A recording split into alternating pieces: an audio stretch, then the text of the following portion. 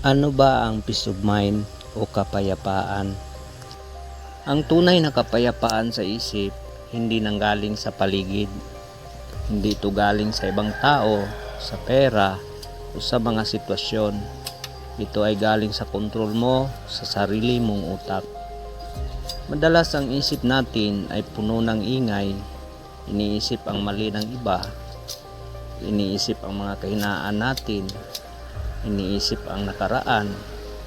Pero ang kapayapaan, dumarating lang kapag natutunan mong bitawan ang mga bagay na hindi mo kontrolado.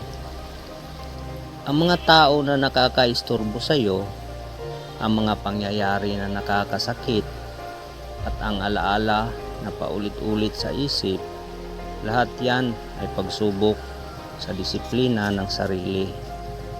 Kung hindi mo mapapalaya ang isip mo sa mga ito, ikaw ang makukulong sa sarili mo. Kaya tandaan, kapayapaan sa isip, hindi pagpapaapekto sa iyo ng mali ng iba, hindi pagdadala ng bigat ng nakaraan at pagtanggap sa kung ano ang hindi mo kontrolado.